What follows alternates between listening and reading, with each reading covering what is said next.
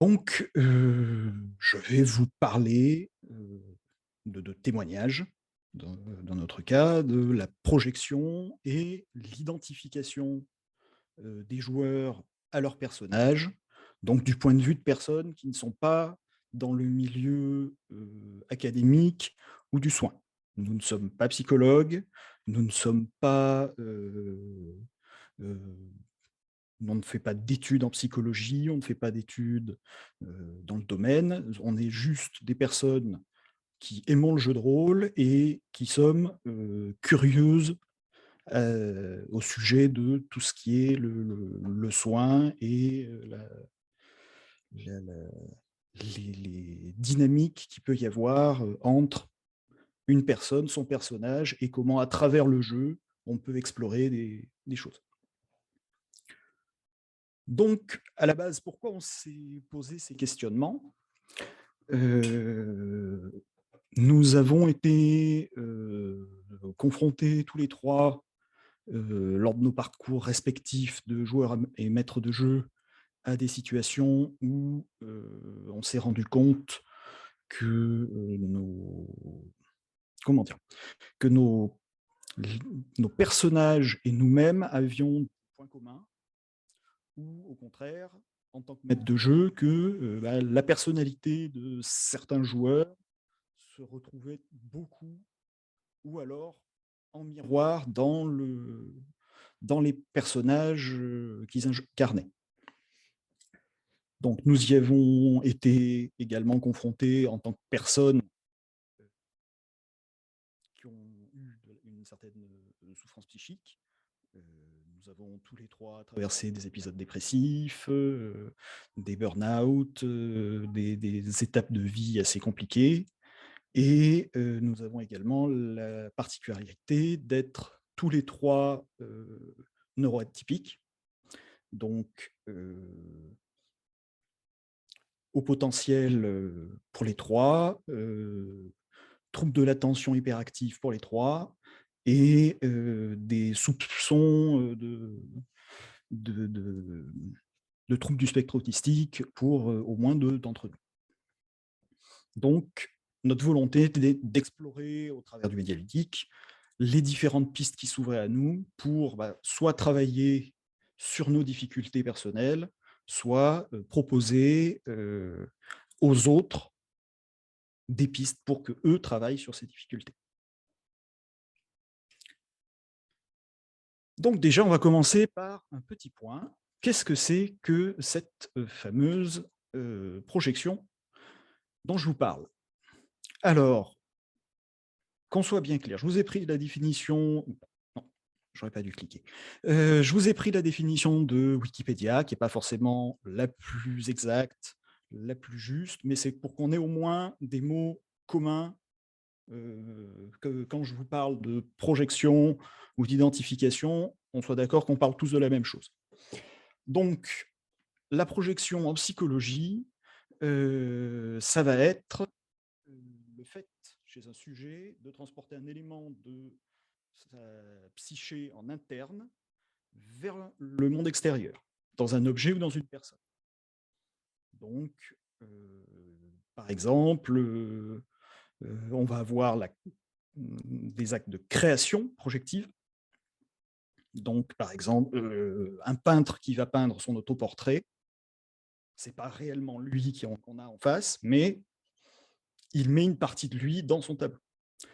Et de la même manière, on va avoir de la réaction projective qui fait que, les gens vont découvrir à travers une situation, des éléments de leur personnalité qu'ils ne connaissaient pas. Par exemple, en étant, confrontés à certaines, situations dans un film ou dans des choses comme ça, les personnes vont pouvoir se rendre compte que, «Ah tiens, je ne savais pas que d'être, confronté à une scène de violence gratuite, ça me mettait aussi mal à l'aise». Voilà, des choses comme ça. De la même manière, nous avons le processus d'identification.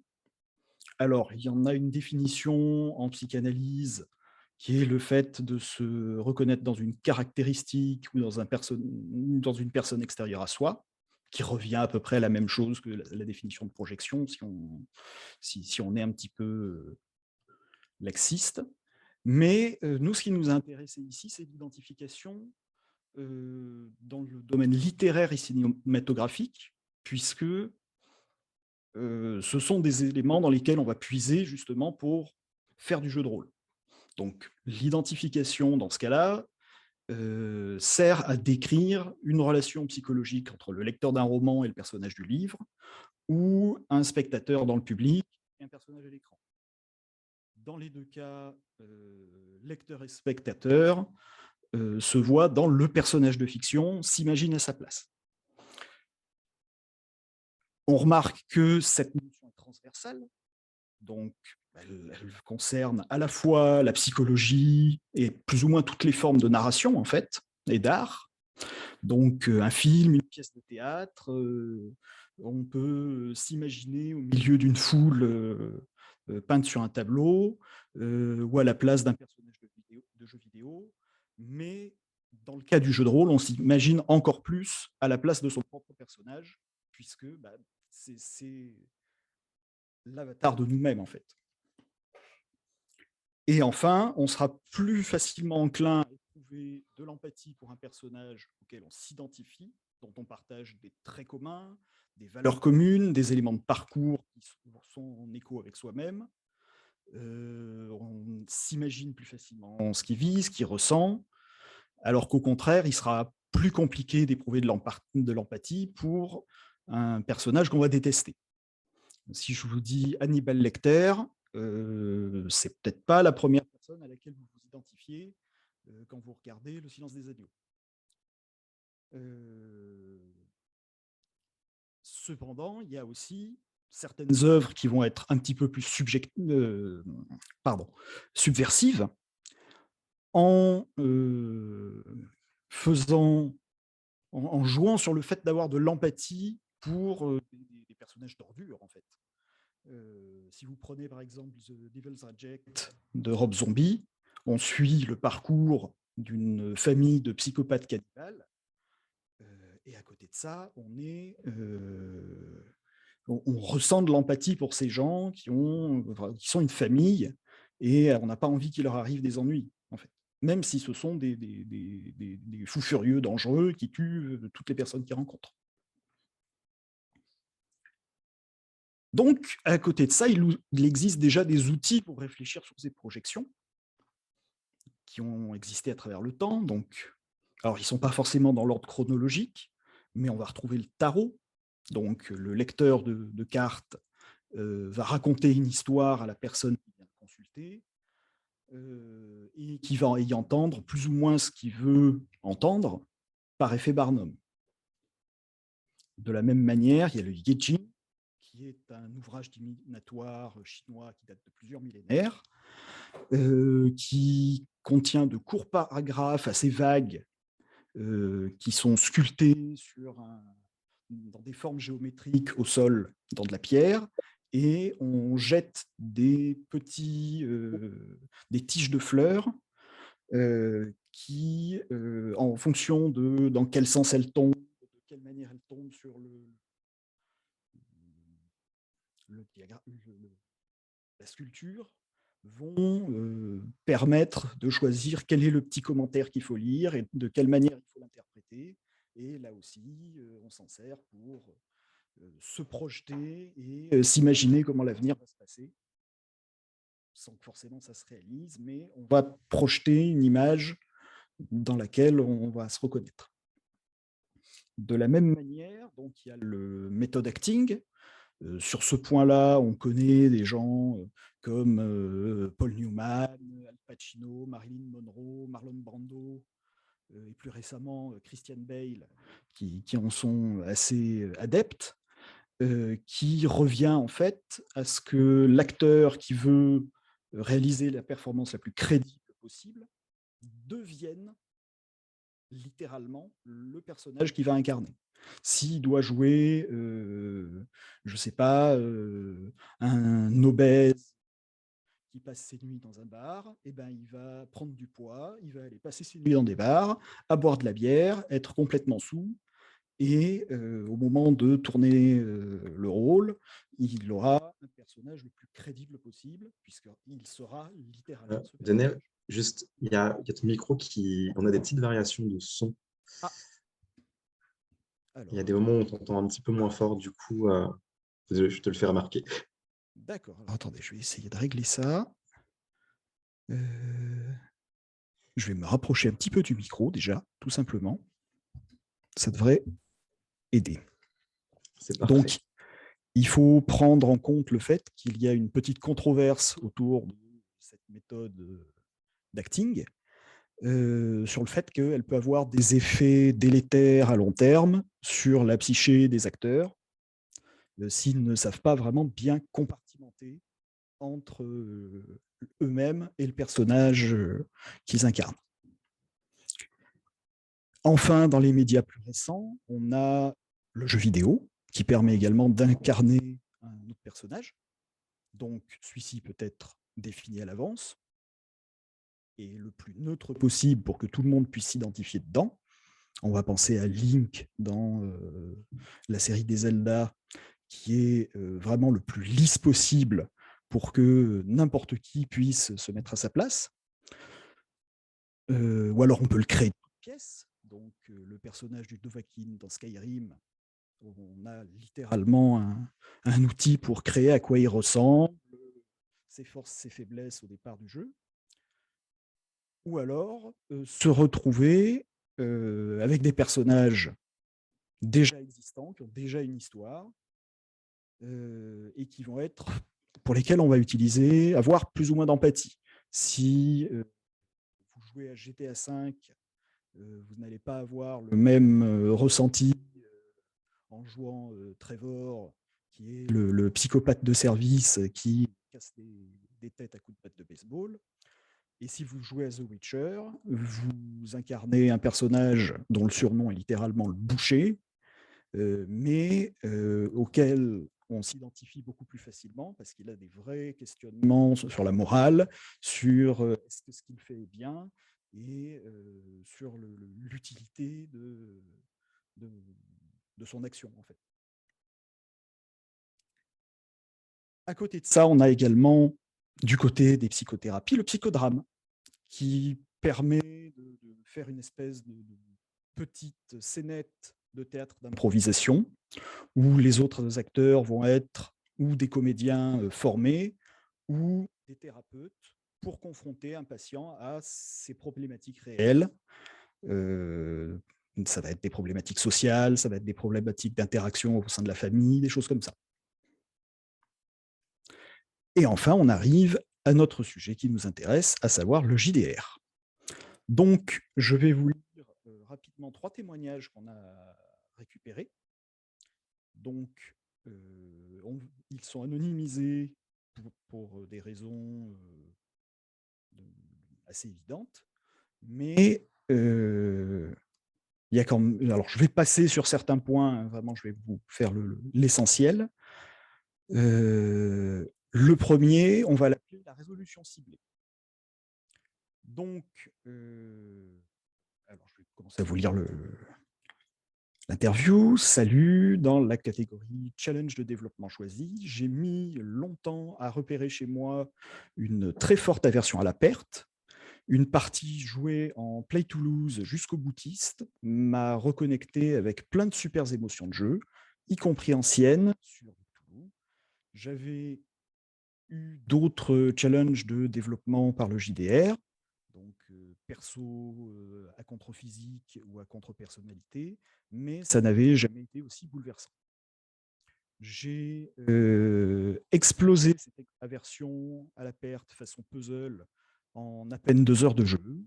C'était avec Hopeless Wanderer sur Ghost Echo et mon amour pour les jeux Other Kindred et consorts est probablement un effet de Halo. Pas un hasard pour autant, je reniflais activement l'odeur de cette canne depuis le début. Donc, on peut remarquer ici qu'il y avait une démarche volontaire de travailler ce problème au sein de la partie JDR. La problématique était connue à l'avance. il savait qu'il avait une aversion à la perte. Il a fait exprès de choisir un jeu où on sait dès le départ qu'on va perdre, que ce soit du Cthulhu ou d'autres jeux de ce type, où il y a très peu de chances de survivre à la fin.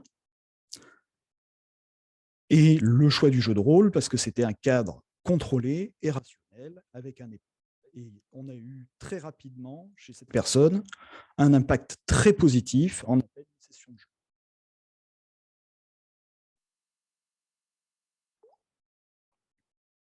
De l'autre côté, nous avons un deuxième joueur qu'on va appeler l'explorateur. Alors, la création du personnage date du début des années 2000. J'avais 12-13 ans. Pas de ressemblance particulière au personnage. C'était un vague rôdeur. Je m'y reconnais peu finalement dans cette classe. Je m'identifie vers mes 15 ans quand je découvre mon homosexualité. Pardon. Je me cachais dans mon adolescence dans un milieu très conservateur. Là, mon personnage permettait de vivre et j'ai mis de plus en plus de moi dans le perso. La classe devient magicien, une bonne excuse pour porter des robes. Je galère depuis longtemps à trouver la classe du personnage. Ça a commencé dans une communauté RP MMO sur le jeu Ragnarok Online. Là, je me dis que ma classe doit bien me décrire en vrai pour l'interpréter au mieux. J'ai des récurrences, paladin, mage, et puis plus tard seulement le barde, où je me retrouve le mieux aujourd'hui. Je pratique le chant professionnellement avec ma première représentation publique à 5 ans. Baldur's Gate a été un moment clé dans le cheminement vers Donjons et Dragons et j'ai commencé par un barde. Et c'était bien avant Ragnarok. Toujours fan d'Heroic Fantasy, j'ai appris à lire avec des livres dont vous êtes le héros. La création de personnages à l'époque de Caramel dans un salon qui s'appelait le Salon des Nains, qui a été l'endroit où il a rencontré Arnaud. Donc, à l'époque, Bard était vu comme une classe très faible, à tort. Donc, il est parti sur d'autres principes de personnages. Son principal traumatisme à l'époque était que, comme il était ouvertement gay, il subissait beaucoup d'homophobie. Donc, remarque sur mon personnage qui me poussait, qui ne pouvait pas être puissant parce qu'il était gay, qui étaient les remarques qu'il se prenait dans la figure tout le temps. Donc, j'ai fait le choix de faire des personnages très puissants à l'époque, vraiment histoire d'avoir le summum de la virilité, façon Conan le barbare, des choses comme ça. Et aujourd'hui, ça va mieux. Pourquoi? Parce que je n'ai plus rien à cacher et je n'ai surtout plus rien à prouver. Pourquoi le changement de classe? C'est plus subtil, plus en préférence pour un personnage qui peut faire basculer avec un simple bon mot. Et la possibilité de faire beaucoup de roleplay en même temps, d'explorer des concepts de personnages et ce genre de choses.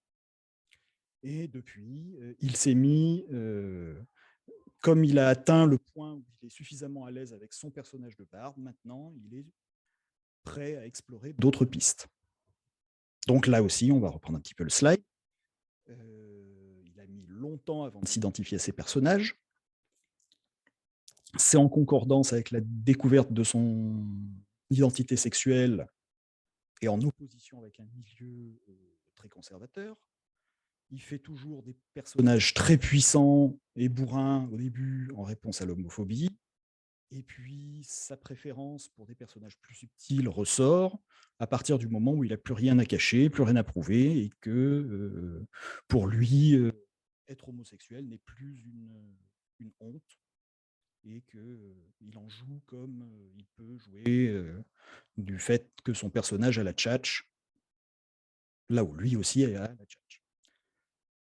Donc maintenant, il profite au maximum pour explorer son personnage sur différentes tables, se découvre en même temps que sa voix dans la vie réelle, et se sent ouvert à jouer d'autres personnages. Alors, la troisième interview, voyant le temps filer, je vais me dépêcher. Donc, la personne ne s'identifiait pas consciemment à ses personnages, elle les jouait toujours en opposé avec elle-même. Pour elle, le JDR était une fuite. Elle était dans un contexte familial compliqué avec une mère extrêmement autoritaire qui la bloquait beaucoup sur beaucoup de ses passions. Et elle s'est rendue compte, une fois que, après son expérience en tant que joueuse, des schémas qui se répétaient. Donc, elle jouait volontairement des personnages violents, sans cohésion de groupe, solitaires, orphelins ou qui étaient maltraités par ses parents.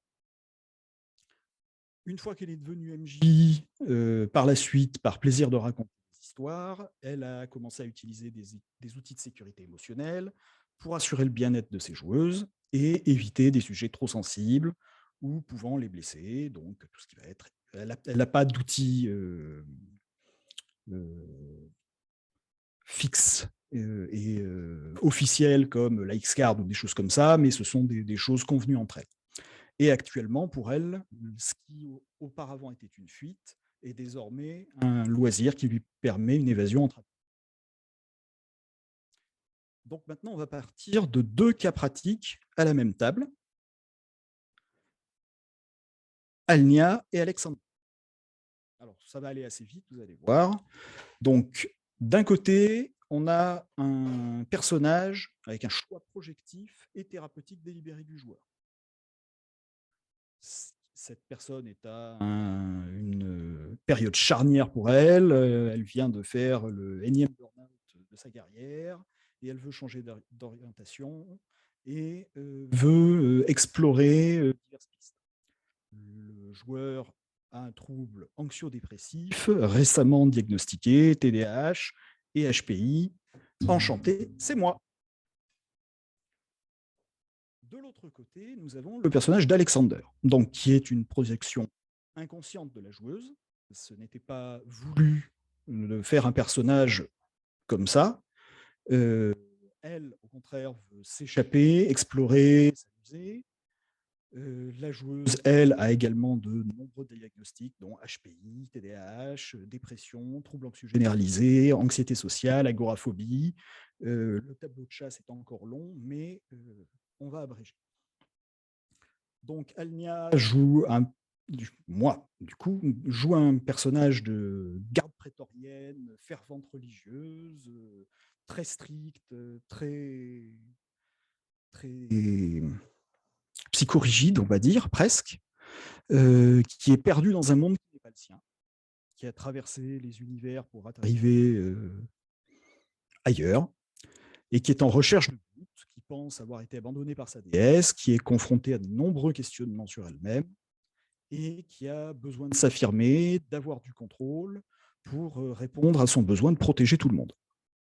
De l'autre côté, on a un barde, le futur grand artiste de scène mondialement reconnu que les autres n'ont pas encore la capacité à voir pour son vrai talent. Son but, c'est de satisfaire sa curiosité et son ego.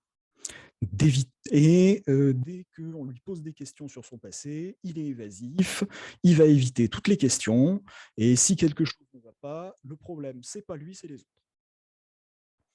Et enfin, c'est quelqu'un qui est très sûr de lui et de ce qu'il fait, il va de l'avant, il se pose pas de questions, il a le contrôle, car de toute façon, lui, il sait. Donc d'un côté, on a un joueur qui est l'aîné de 3 sœurs triplées, qui sont assez envahissantes, mais qui a grandi dans un cercle familial sain, qui est souvent en opposition aux autres pour se sentir exister au milieu de ce contexte familial où il faut un peu sortir son épingle du jeu pour être celui qui a l'attention des parents. Et il a besoin de contrôle pour gérer et se rassurer dans les changements qui sont en train d'apparaître dans sa vie. De l'autre côté, Alexander, donc, qui n'est pas là ce soir, mais qui est la personne de Célicia, la troisième personne qui aurait dû intervenir ce soir, qui, elle, vient d'un milieu familial assez problématique, donc violent, et avec une prise en charge assez tardive de ces troubles neurodéveloppementaux. Elle a toujours grandi avec des injonctions à se taire, et pratiquement, quasiment à ne pas exister. Donc, par souci d'efficacité et d'énergie, elle argumente peu et se plie rapidement aux besoins des autres. Elle n'essaye pas de s'affirmer plus que ça. C'est vous voulez faire ça, très bien, allez hop, je suis. Conséquence, on se retrouve avec deux personnages en miroir dont les besoins sont en conflit. Il y en a un qui est strict et qui a besoin de se lâcher, et l'autre qui se lâche et qui ne veut pas entendre parler de cadre. On a les besoins des joueurs qui sont en conflit également. Il y en a un qui est en recherche justement d'un cadre, et l'autre qui veut pouvoir expérimenter des choses qu'elle ne peut pas expérimenter dans la vraie vie. Ça cause une charge mentale considérable pour le MJ, parce qu'il doit un petit peu faire la balance entre ces deux joueurs qui ont le problème de passer leur temps à discuter des plans, à toujours être en opposition, toujours. Ça laisse très peu d'espace disponible pour le reste du groupe et de la table. Les autres joueurs sont frustrés. Et au final, il y a eu une petite explosion du groupe, car là, c'était vraiment les deux pôles opposés qu'on essayait de coller ensemble. Ça a fini par péter. Donc, on en est encore à se poser la question de quelle solution aurait pu éviter cela. La question est toujours en suspens. Là, ce que je viens la dernière ligne de l'explosion du groupe vient d'avoir lieu il y a 2-3 jours. Voilà.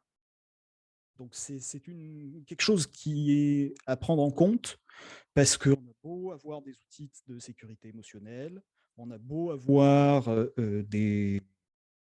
une complicité entre MJ joueurs, on a beau avoir des choses, des fois en ayant une proximité trop proche, trop importante entre les points triggers des personnages et les points triggers des joueurs, on n'arrive plus vraiment à faire la différence de ce qui est le jeu, ce qui n'est pas le jeu, et ça peut finir par nous exploser à la figure. Ce qui a été le cas. Donc, cette expérience était un petit peu là pour rappeler que non, ça n'arrive pas qu'aux autres. Et quand ça vous arrive, on finit avec un groupe d'amis fâchés. Voilà. Bien, merci.